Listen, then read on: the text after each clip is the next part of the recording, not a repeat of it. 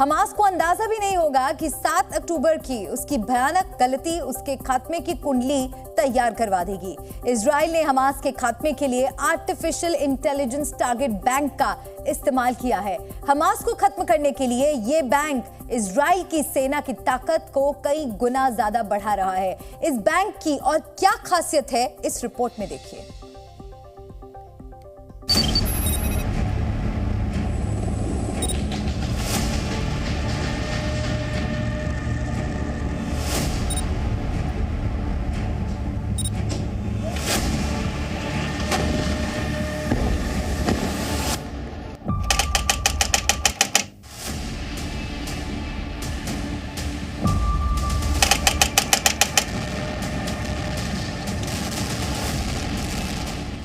ये आतंकी छिपकर भाग निकलने की फिराक में हो या फिर सुरंगों में दुबके बैठे हों, जमीन से लेकर आसमान तक हमास के खूंखार आतंकियों पर पहले से 10 गुना ज्यादा असरदार तरीके से इजराइल की सेना टूट पड़ी है। आपको बता दें कि एआई टारगेट बैंक की मदद से अब तक हमास के 11,000 से ज्यादा ठिकाने तबाह हुए हैं। यही नहीं, 7 अक्टूबर को इजराइल पर हुए आतंकी हमले के तुरंत बाद हमास के 150 सुरंगों को पल भर में मिटा देने के लिए एआई टारगेट बैंक ने इजराइल का युद्ध में पलड़ा भारी किया। ये जानकर भी आप हैरान रह जाएंगे कि गाजा के विनाशकारी युद्ध में इजराइल ने अब तक 90% टारगेट एआई यानी आर्टिफिशियल इंटेलिजेंस की मदद से ही निपटाए हैं। इजराइल दुनिया में सबसे अत्याधुनिक तरीके से युद्ध भूमि में अपने दुश्मनों पर भारी पड़ रहा है। दरअसल एआई आधारित टारगेट बैंक इजराइल की ताकत का अहम हिस्सा है। अब आपको बताते हैं कि ये बैंक कैसे काम करता है। दरअसल जहां भी संभावित आतंकी होते हैं, टारगेट की डिटेल आर्टिफिशियल इंटेलिजेंस तुरंत जमा करना शुरू कर देते हैं। ये जानकारियां रियल टाइम जनरेट होती हैं। टारगेट तय होते ही आईडीएफ को लोकेशन शेयर हो जाती है। यहां से मिलने वाली जानकारी को मिलिट्री की एलीट यूनिट्स को भेजा जाता है। फिर वो उस हिसाब से हमास आतंकियों पर हमला करते हैं। जाहिर है आईडीएफ की ताकत कई गुना बढ़ गई है।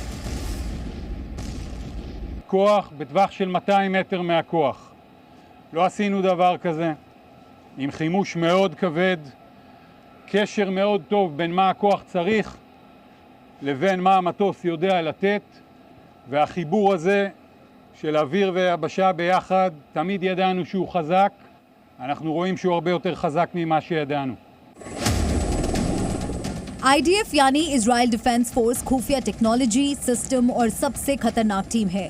एआई टारगेट बैंक में बेहद पुराने टारगेट्स नहीं होते हैं, बल्कि नए टारगेट्स मिलते जाते हैं और जुड़ते जाते हैं। रियल टाइम डेटा अपडेट हो जाता है। जैसे जैसे हमलों में ये टारगेट खत्म होते हैं, उन्हें बैंक में अलग फाइल में डाल दिया जाता है, जिसके बाद ग्राउंड टीम या एरियल सर्विलांस के जरिए ये काम पूरा कर लिया जाता है। इजराइल ने 2019 से लेकर अब तक एआई टारगेट बैंक बनाए हैं। यानी गाजा पट्टी की जमीनी जंग शुरू करने से पहले इन्हीं टारगेट बैंक ने इजराइल की सेना के लिए तुरूप के इक्के के तौर पर काम किया है।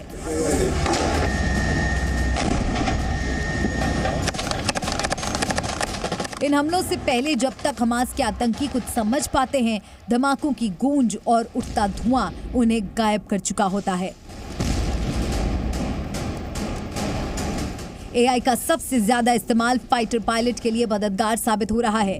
यानी जब भी किसी लोकेशन पर हमास के आतंकियों के होने का शक गहराता है, एआई बैंक के डेटा फाइटर जेट में मौजूद पायलट को उसकी सटीक जानकारी देकर पूरे इलाके की कुंडली खोलकर पायलट को दे देते हैं। इससे हमास के ठिकाने को टारगेट करने में जरा भी दिक्कत नहीं होती है और आतंकियों के हौसले पस्त पड़ जाते हैं। यानी लोकेशन शेयर होते ही फाइटर पायलट या फिर ग्राउंड अटैक टीम हमला कर देते हैं।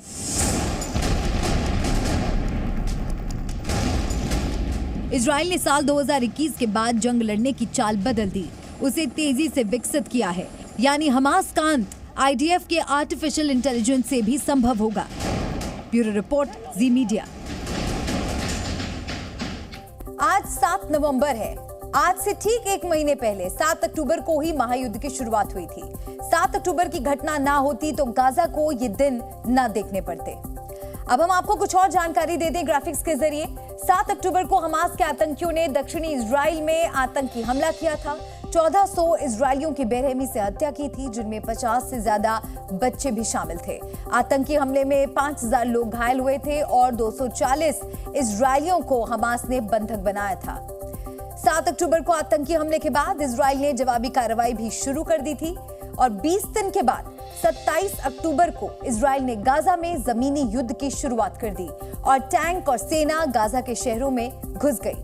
7 नवंबर यानी आज की तारीख में गाजा में जमीनी युद्ध जारी है। वहां 10,000 से ज्यादा लोगों की जान जा चुकी है। इजराइल ने हमास के 12,000 ठिकानों पर बमबारी भी की है, लेकिन 240 बंधक अभी भी हमास के कब्जे से नहीं छूट पाए हैं।